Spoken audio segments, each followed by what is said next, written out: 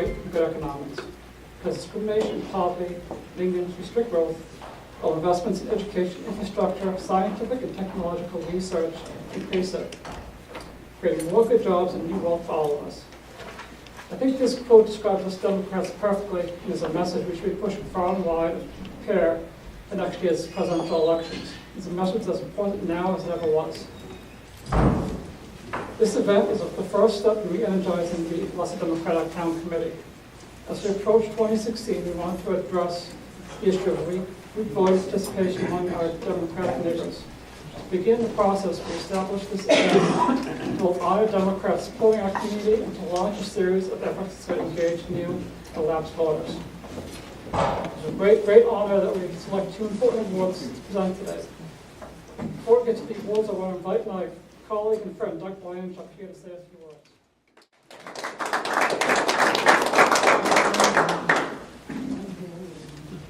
Thank you, Adam. And again, as we prepared for the breakfast, I made note, but Adam really put this together, and I know a lot of people helped him, but Adam was the spearhead, and he really deserves his own round of applause.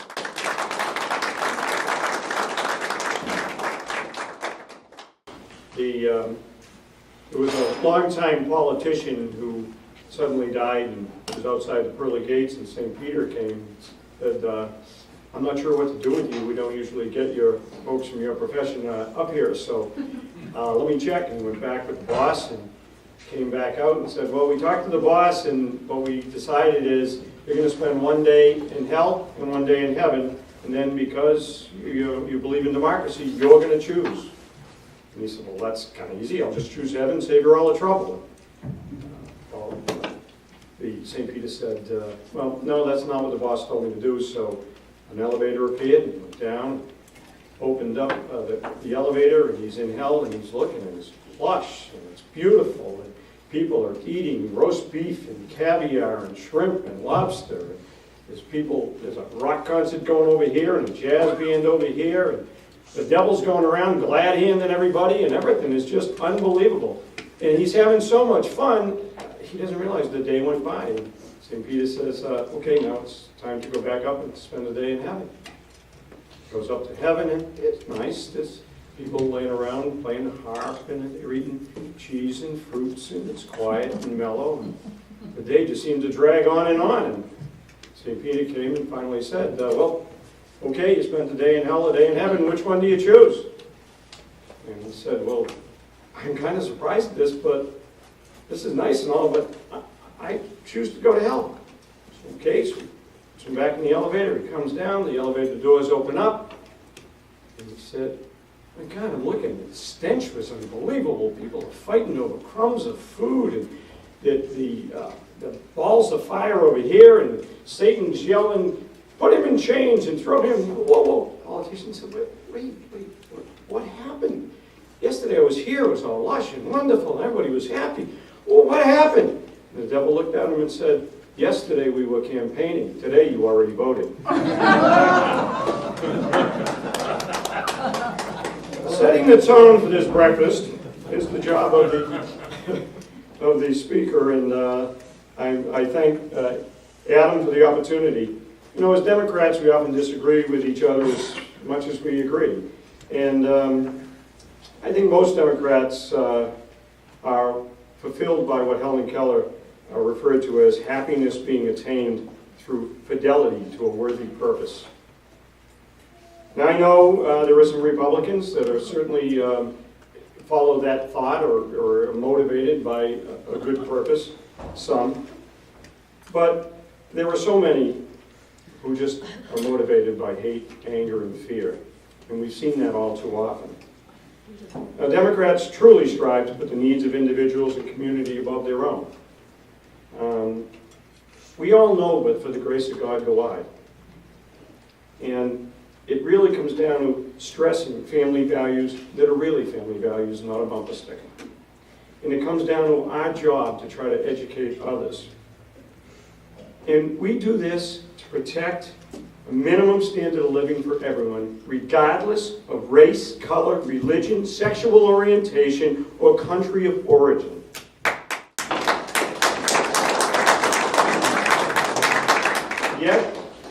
election after election, we see people vote against their own interest by voting for self-serving politicians who play to people's worst fears, and they hide their own agendas. We don't have to go very far back to prove that point. In the most recent election, Republicans who were openly against earned sick time, an increase in minimum wage, safe staffing levels, a woman's right to choose and equal pay initiatives, were elected. Yet during the same election cycle, through ballot questions and petitions, the voting public was overwhelmingly for the things they were for and against the things those very same Republicans were running on, standing on. And if that's not enough to enrage us and commit us to change, those same self-serving phonies, while they were wailing against taxes, government overreach, and working families earning a fair day's pay for a fair day's work, they took for themselves extra pay, benefits, perks at taxpayer expense.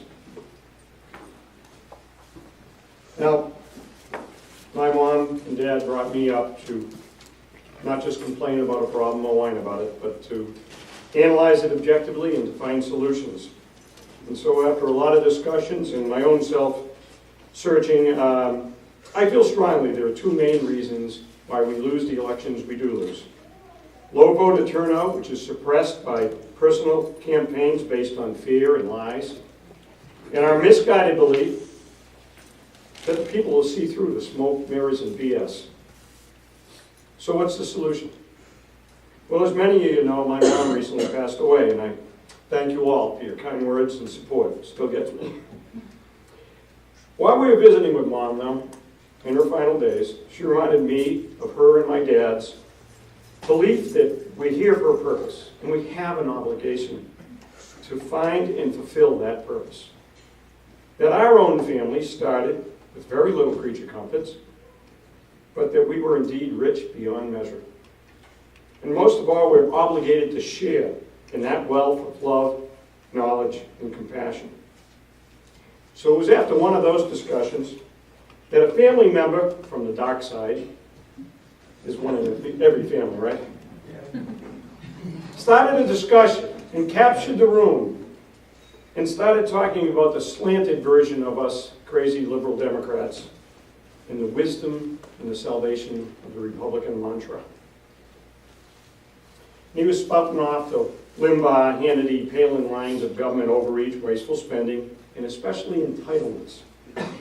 Now, due to the nature of where we were, I initially, and extremely uncharacteristically, declined to engage. But as our little group grew and I watched my cousins and nephews and siblings start to listen and almost buy into this, I couldn't do it. So I started with, listen, you're entitled to your own opinion, not your own facts. And I went on a rant without taking a breath for about 10 minutes on talking about the best economy in the world coming under the Democrat President Bill Clinton, who inherited one of the worst deficits in the world from Republican George Bush and the falsely sainted Ronald Reagan. And I reminded him that the biggest thing Democrats and Republicans disagreed on that following presidential election was how to spend the surplus money that was built up by President Clinton. And I continued on the facts of that our most recent wars were started under false pretenses by Republicans, not budgeted or funded, and after they rode off into the sunset with their flags waving, the Democrats once again are left to clean up their mess. And I wasn't done. I reminded him that those assembled, that Osama bin Laden led the worst terrorist attacks on American soil after Republican president ignored all the warning signs, and after the attack, the rhetoric was strong, but the actions were questionable.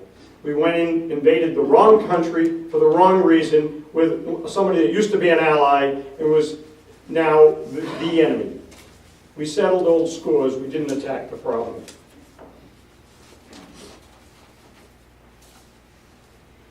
My final phase of my unplanned rant pointed out the fact that my mother was living on the Democratic government program called Social Security, and the fact that she was being cared for by another government overreach program called Medicare.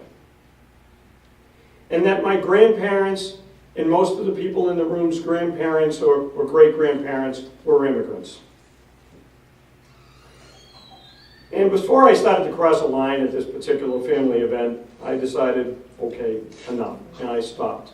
And to my shock, this family relative from the dark side said, you know what, I never thought of it that way. I'm not saying I'm going Democrat, you crazy person, but I will tell you this, you gave me a lot to think about. And so, ladies and gentlemen, that's the point. One at a time, if that's what it takes, by groups, by handfuls. We all too often let that BS run without challenging it. The facts are on our side. Stand up, speak up, and say it. So that's my ask of you today. Will you stand up and speak up for what matters? This is our children. Today we honor a high school student that's getting a scholarship. This is the legacy we're leaving. And if we leave it silently, we're the problem. So please, join me in standing up, speaking up, and fighting every single chance we get. Thank you. God bless you all.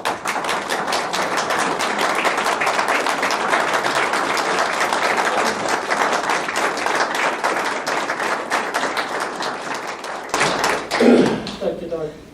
Our first award this morning is the Democrat of the Year Award.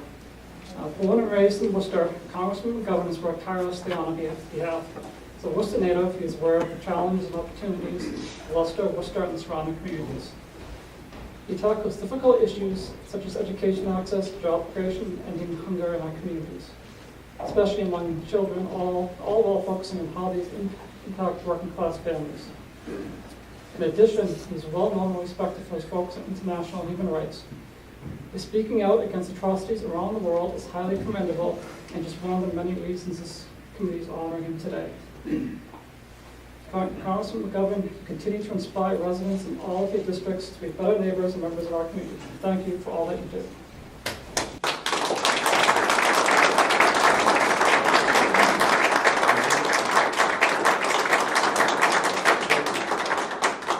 Thank you, Adam, and thanks for your leadership, and thanks. I want to thank everybody in the Leicester Democratic Town Committee for putting this together today.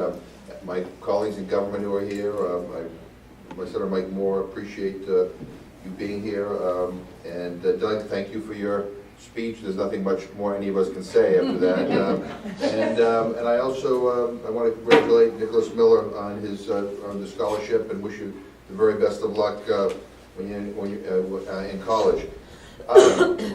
Look, I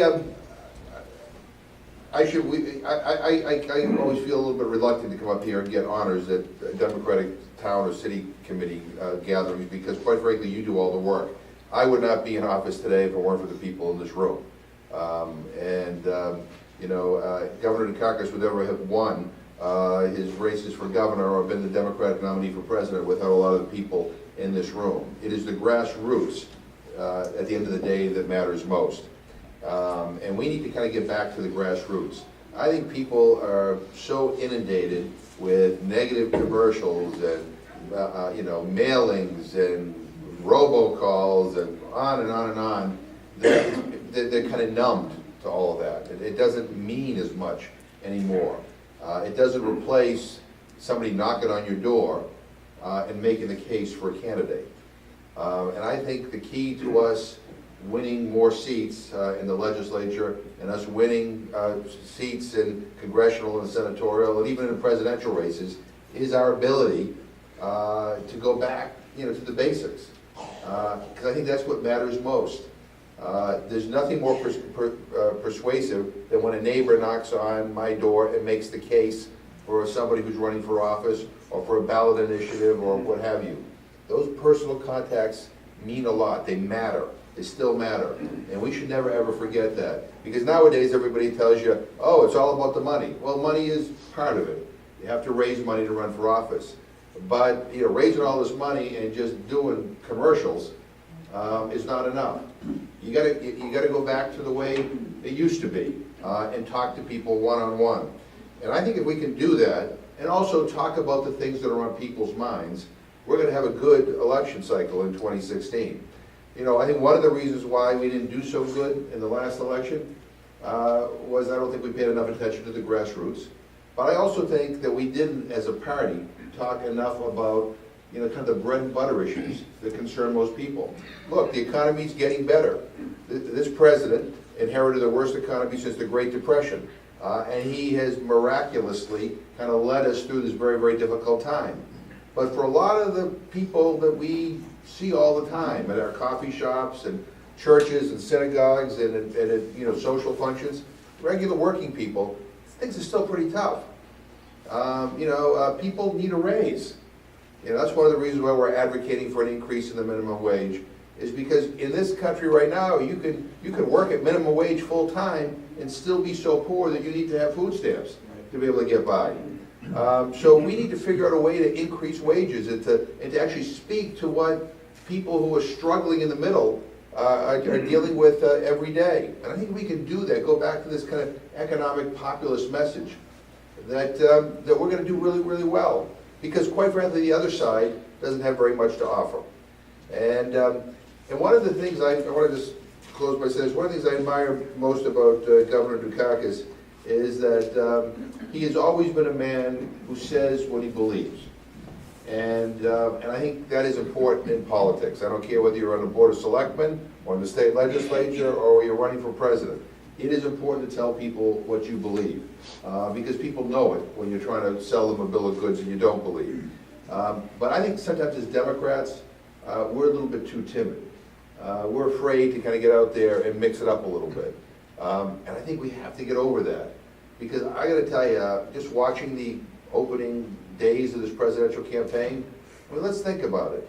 You have Hillary Clinton out there talking about middle-class issues, jobs, talking about, the importance of, supporting small businesses and helping make college education more affordable.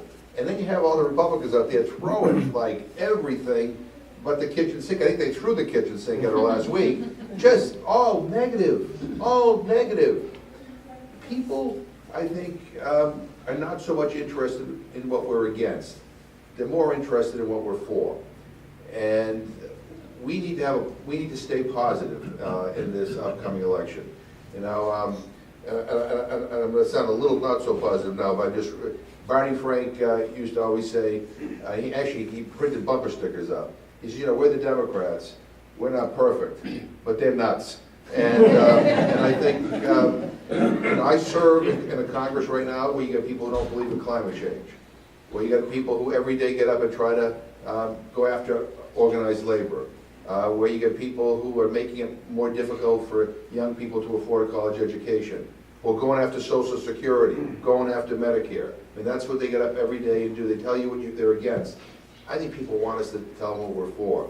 And when you look at history, all of the great programs and initiatives that we all value, whether it's Social Security, Medicare, civil rights, environmental protection, student loans, 40-hour work week, minimum wage, I go on and on and on. Those are all initiatives championed by Democrats. And they persevered over the opposition of Republicans. So we have a proud history, but we have a lot more history to make. So I want to thank you very much. And let me just say, Leicester's still kind of a relatively new part of my district. I'm loving it. So, and I appreciate all of you for all the support that you have given me, and I look forward to working with you in the weeks and months and years ahead. Thank you very much.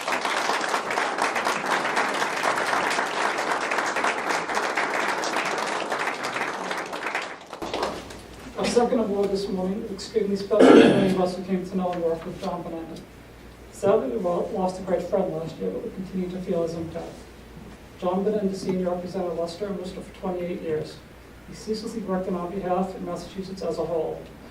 He was truly representative of people of his district. As a teacher and part-time bartender, he understood the working class people he represented. Before he passed away, he said this to the Telegram and Gazette: "I don't represent the rich. I represent Maine South, South Worcester, Columbus Park, Hadwin Park, Cherry Valley, Leicester, and Rochdale." He said, "I represent the men and women who get up every day at 6:30 to go to work to support their family. They're just a wonderful group of people."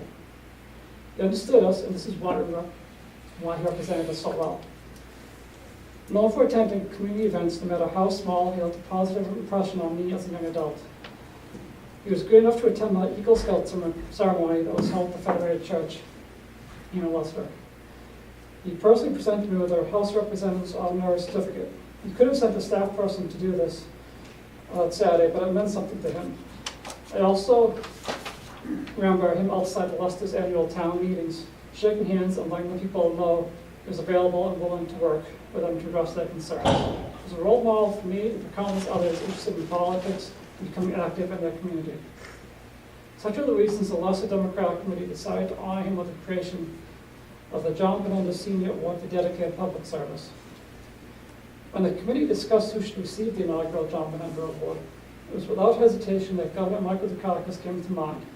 In addition to his deep and successful political career, Governor Dukakis has spent decades ensuring students learn about the opportunities and importance of working in public service.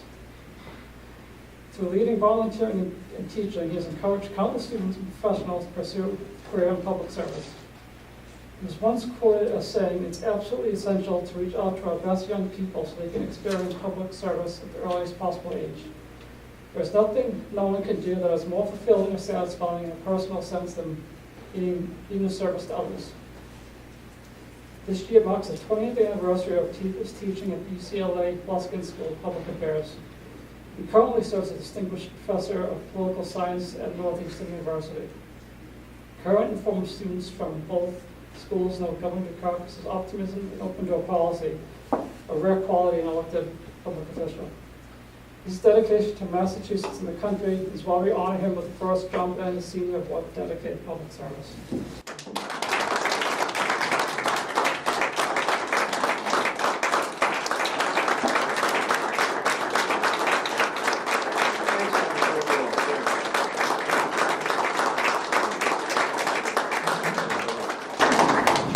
Adam, thank you so much. My only regret is that Kitty is not with me. She planned to be here, but it turned out she had a board meeting of the National Alliance for the Mentally Ill, Massachusetts chapter. And I'm sure I'm going to tell you how deeply she feels about that as somebody who herself went through years of recurring depression. And fortunately, thanks to a great doctor and to what we used to call shock treatment, electroconvulsive therapy, Kitty is now doing great. She's totally off medication. She's the best looking Medicare recipient in the United States.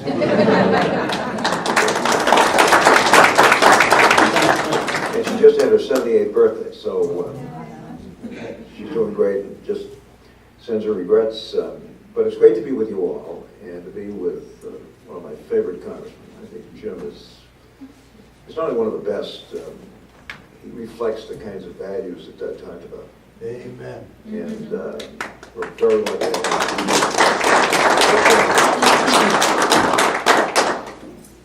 And to all of the rest of you, Doug, who was with me back when we were both kids, Senator Moore, so many of you who were part of this. I don't want to take too much time, but you know, you put a retired politician in front of a microphone. So I'll try to be relatively brief. First, I'm honored to be honored in the name of Johnny Benenda. A guy who cared deeply about his district, about his constituents, and worked his head off to serve them, and was proud to do so. Yeah. And that's what we're all about, folks, in the last analysis. We served together, as you know, in the State House when I was governor. He was a legislator and loved his coming into my office to talk about usually community problems where we could do something.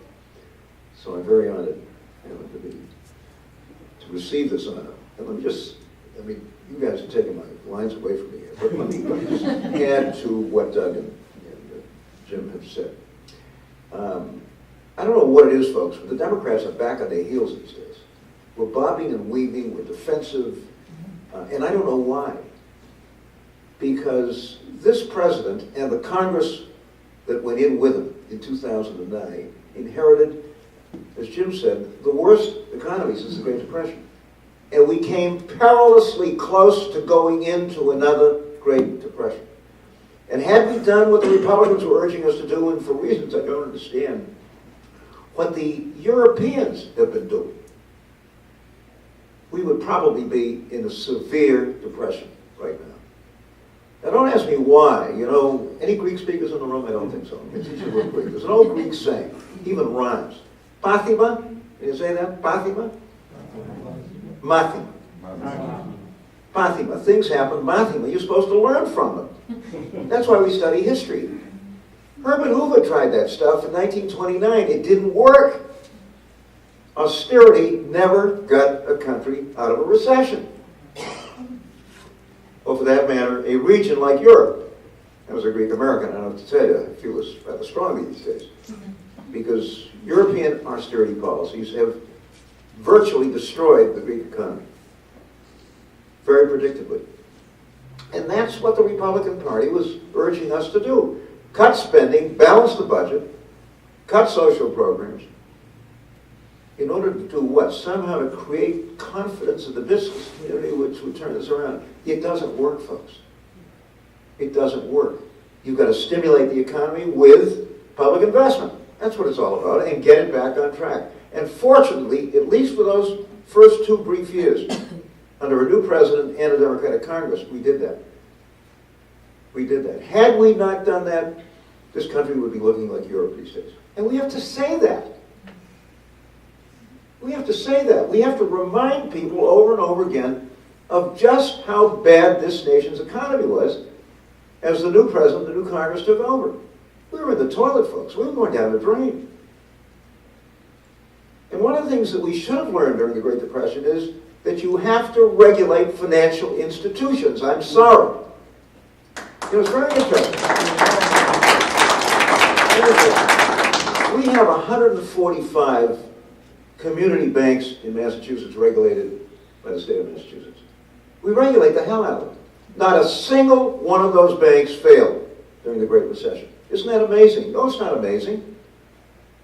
We wouldn't allow them to get into the subprime mortgage business.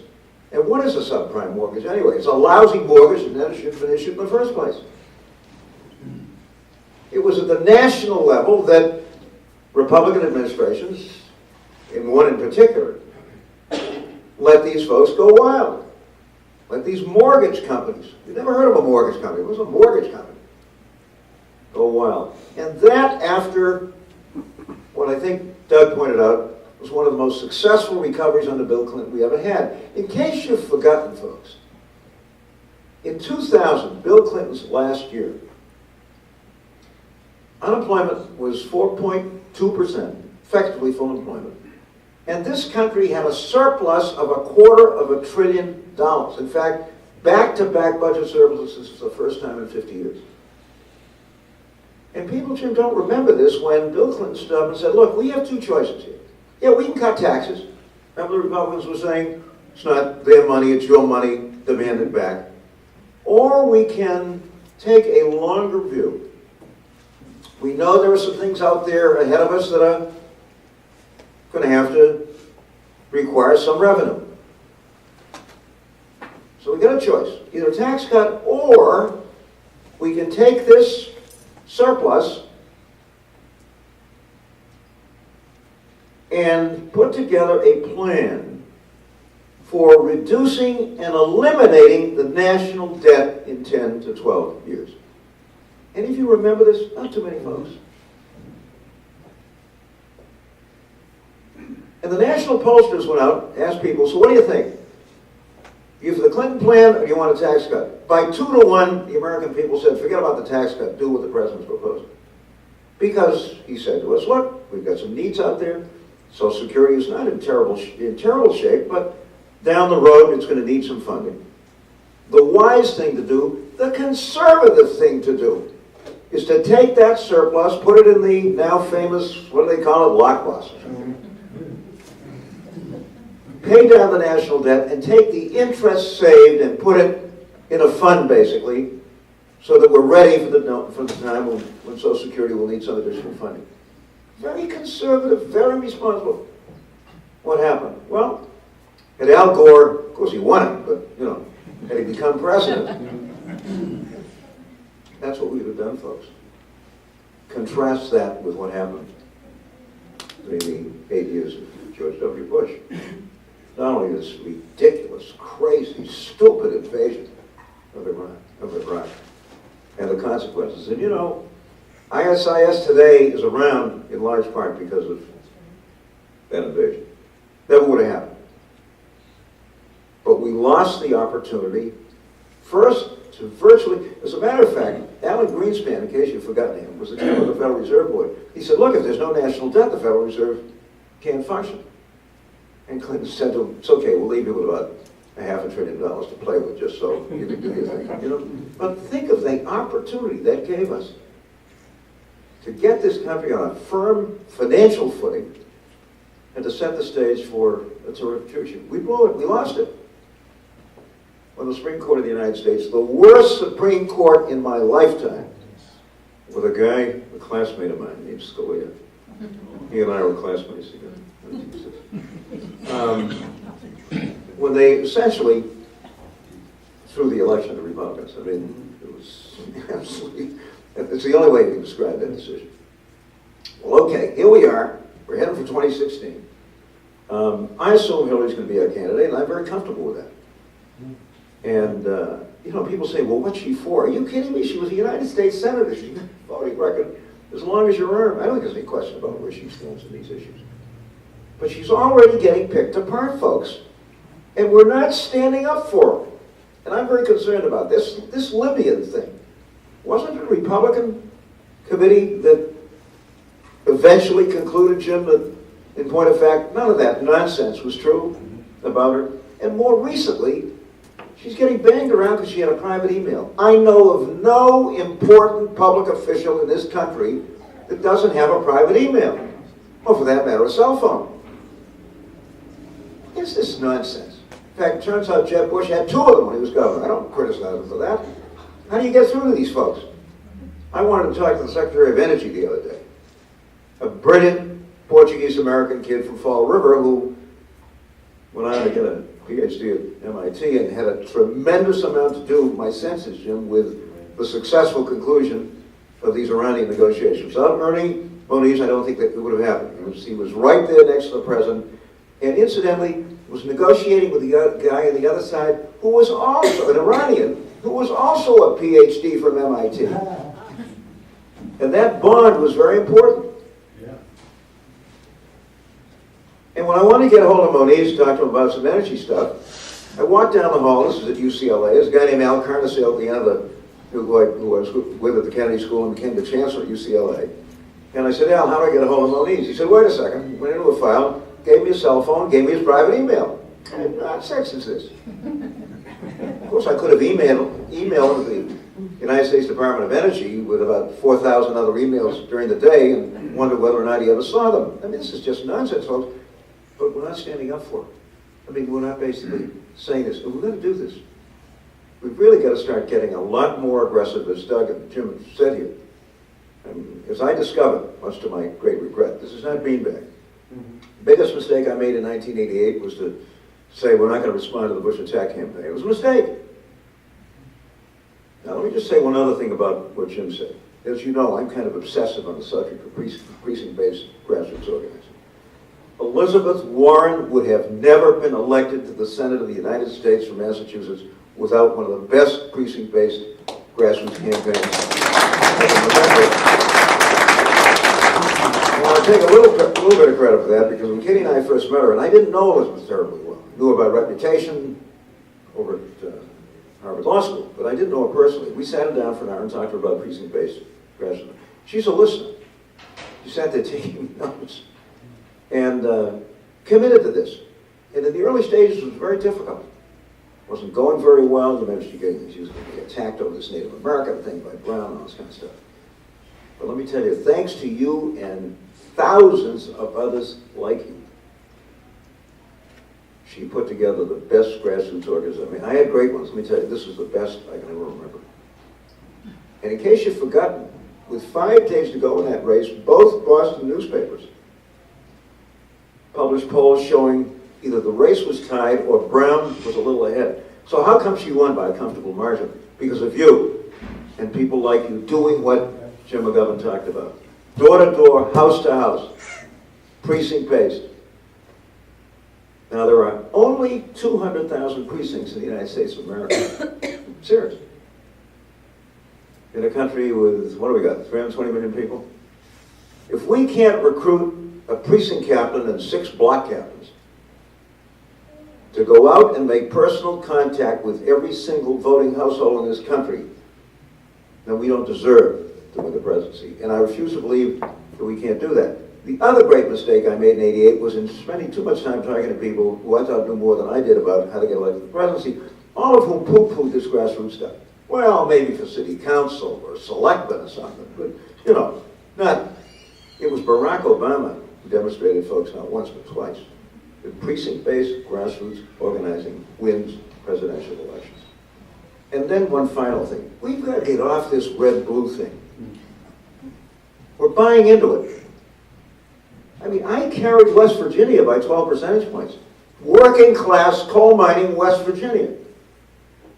So how come West Virginia is a red state? When did that happen? These are working class Americans who are far more interested in the kind of things that we care about when you ask them, or when you start sounding off at a family gathering with one of these folks. I'm serious. And I'll tell you one last story which kind of illustrates this. I had the great good fortune, as many of you know, to serve on the Amtrak board, thanks to President Clinton.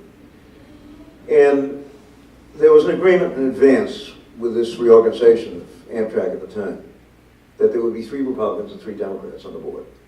And Clinton met that commitment. And I served with 3 of the best Republicans I've ever served with. One of them was Tommy Thompson, the governor of Wisconsin. A good guy, a decent guy. We weren't pals, we were governors. We got very close on that board. Second was a guy named Linwood Holton, who was the first Republican governor of Virginia, the first civil rights governor of Virginia, and the father-in-law of Democratic Senator Tim Kaine. One of those old-fashioned, moderate Republicans, good values, good guy. And the third was the 4th term, I guess at that time he was the 3rd term, became the 4th term mayor of Meridian, Mississippi, named John Robert Smith. One of the best people I've ever served with. And almost as fanatic when it comes to a national rail passenger system as I am. In fact, maybe he's more so. And we became very close. So, okay, it's 2008. We're in the middle of that race. And John Robert Smith does not like John McCain at all. Because McCain wants to abolish Amtrak. Not only that, he saw McCain physically attack Tommy Thompson in the Capitol building. McCain's a little nuts, you know. So I get this call in May of 2008. Listen to this carefully. And the Republican mayor of Meridian, Mississippi says to me, hey, your guy is only 5 points behind McCain in Mississippi. He can win this state. But we're not seeing any activity down here. You've got to get some people, you've got to open up some headquarters, you've got to show a presence. If you do, you can win Mississippi. Win Mississippi. So I called up the Obama headquarters. I said, I just talked to the mayor of Meridian, Mississippi. Trust me, he's a terrific guy. And he really wants that guy to win. And he said, Mississippi? Are you kidding? Dukakis has lost his mind. I mean, you know. I said, I'm telling you, this guy, you know, he's mayor of one of the only large cities, medium-sized cities in Mississippi, and he really wants our guy to win. Well, I mean, I got laughed out of the place. And we lost Mississippi by 9 percentage points. Nobody's going to tell me, folks, that West Virginia and Mississippi, for that matter, Texas, are red. It's a lot of nonsense. Texas is going to be 40% Latino and 20% African American in another 4 or 5, 6 years. We can't win that state. But it takes precinct-based grassroots organizing. The kind of thing that helped me to get elected, Jim to get elected, Elizabeth to get elected. And you other folks, you've got to do that. You and people like you all over the United States of America. But I'm very energized about this. What a crazy field the Republicans had. Ted Cruz. Just goes to show you, the Princeton and Harvard education Doesn't necessarily mean anything. I mean, the guy's nuts. I mean, really. If I were the United States Senator from Texas, with the highest percentage of people without health insurance of any state in America, I'd be embarrassed, folks. Not shooting my mouth out. And remember, 85% of the uninsured people in the state are working or members of working families. They're not loafing, they're not sitting around, they're not on public assistance. You're on welfare, you get Medicaid. You're on welfare, you get Medicaid. If you're working for a living, no guarantee. That's what the Affordable Care Act is all about. We're not saying that either. This is about working Americans and their families that don't have health insurance. Imagine. That's what the Affordable Care Act is all about, and why it's so important. So, thanks for this honor. Thanks for being who you are, but we got work to do.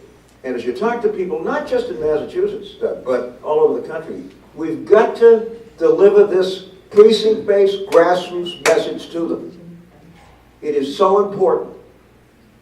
That's the way we're going to win. And we could raise the money. Any of you know how many contributors Barack Obama had in his presidential campaign? Want to guess? 5, 6, 7 million? Small contributions. But if you turn those folks into precinct workers, we can win every time.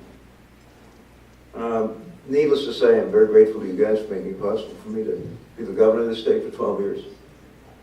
I think we did some good things, worked hard together.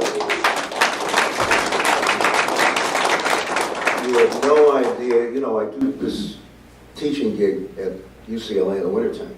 It's a terrible burden, Kitty and I leave New England and like December, we'll be back to somebody's got to do it, right? Our excuse is that two of our daughters are in Denver and San Francisco, and each have 2 kids, so it gives us a chance to spend some time out there. But it's very interesting to be out there, but I got to tell you, watching my favorite transit system collapse because of a snowstorm was about as painful. I said to somebody, you know, Moscow and Stockholm have public transportation systems that never shut down. What's our problem? Well, invite me back and I'll give you a lot of it, folks, has to do with privatizing commuter rail, which was being run for us very well by Amtrak for 25 years. I brought them in and kicked the railroads out in 1975. And then we had this privatization thing, and we ended up with a privatized system. Ain't it grand? Really disgraceful. Anyway, more on that later. Thanks for having me. Very good.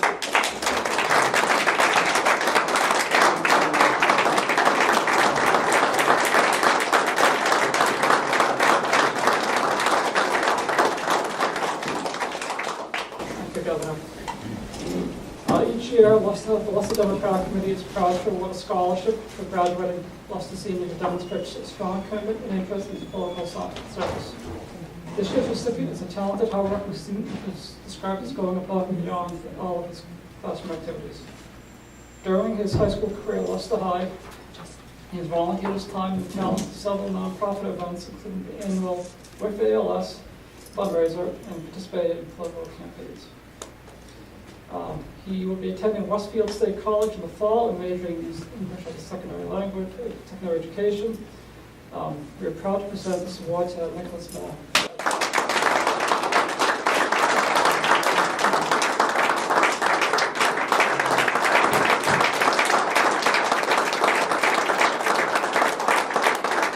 Thank you, everybody.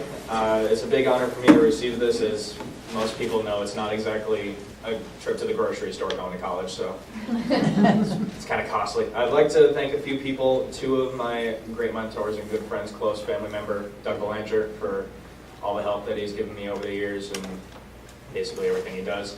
And my teacher and coach and also good friend, Jason Grimshaw, who's not here today, for nominating me and also giving me great guidance. He's a big part in what I do at Leicester High School. And also Adam Nard for actually looking at my application. Yeah, every little bit helps because, like I said, college isn't cheap. So thank you, everybody who was involved in getting me this. And have a good day, everybody. Thanks for coming out.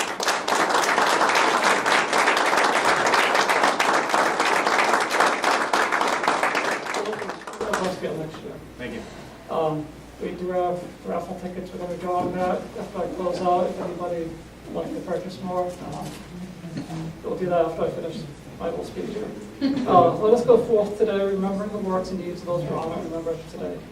Let us challenge ourselves and each other to emulate them as we leave here today, and together we can advance the democratic cause.